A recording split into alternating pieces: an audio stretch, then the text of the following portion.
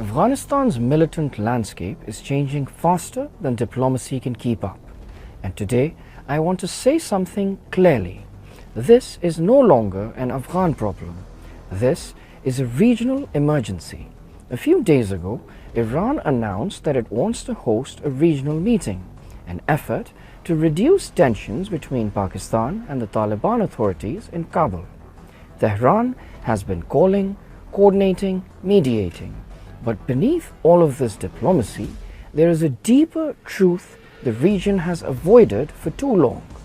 Afghanistan today hosts more than 24 active militant and terrorist organizations. Not 2, not 5, over 24. This is not an estimate. It is the shared assessment of intelligence agencies across South, Central and West Asia. And yet, the world continues to approach Afghanistan like a country whose problems can be fixed through simple bilateral talks, development loans, or a few confidence-building measures. But Afghanistan after 2021 is not the Afghanistan of the past. It is a permissive ecosystem, a territory where long-standing militant networks, some dormant for years, have not only re-emerged but strengthened. They have safe spaces, recruitment pools, and cross-border linkages that now stretch from Iran to China, from Pakistan to Central Asia. And the most dangerous part? These groups don't share a single ideology. They don't share a single target. They are mosaic, jihadis groups, ethnic militias, sectarian outfits, separatists, foreign fighters, and transnational terror networks. ISIS-K is expanding its recruitment and capability. Al-Qaeda remains small but ideologically present. Tehreek-e-Taliban Pakistan uses Afghan territory as a fallback zone to launch deadly attacks inside Pakistan. Central Asian networks like ETIM and IMU remain a major worry for China, Uzbekistan and Tajikistan. Taken together, this isn't a threat. It's an ecosystem. This is why reducing the Afghan crisis to a Pakistan-Taliban dispute is not just inaccurate, it's dangerous. Every bordering country is living the consequences. Pakistan faces a surge in cross-border terrorism. Iran confronts infiltration, smuggling and clashes near its frontier.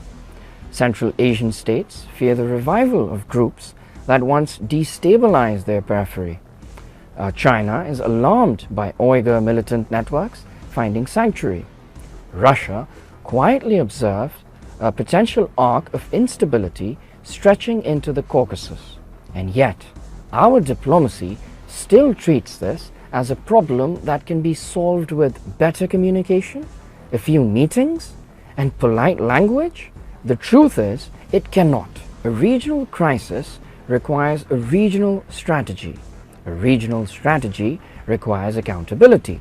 And accountability requires the Taliban to fulfill the promises they signed under the 2020 Doha Agreement that Afghan soil will not be used by groups threatening other states. 4 years later, that commitment remains unfulfilled. Yes, the Taliban talk about fighting ISIS-K. Yes, they carry out selective operations. But the overall militant footprint inside Afghanistan remains large, organized, and deeply entrenched. There are internal divisions, there are long-standing ties with specific groups. Whether those ties are ideological, strategic, or simply survival mechanisms is debated, but the outcome is unchanged. Extremist actors continue to operate freely, and this is where Iran's initiative matters. The meeting Tehran wants to host could be a turning point, but only if the region chooses honesty over politeness. The time for euphemisms is over. The time for quiet diplomacy without consequences is over. Neighboring states have every right to demand transparency. They have every right to demand verifiable action. They have every right to set expectations and consequences. The cost of ignoring Afghanistan's early warning signs has always been high. We know this from 1990s, we know it from the early 2000s, Groups once considered local threats eventually projected violence across continents. Iran's diplomatic effort is an opportunity, but diplomacy must be paired with firmness, unity, and an unambiguous demand for compliance with the Doha Agreement. This is not about isolating Afghanistan, it is about stabilizing the region, because Afghanistan's fate is no longer Afghanistan's alone. It is the region's challenge, and if ignored, it may become the region's unraveling.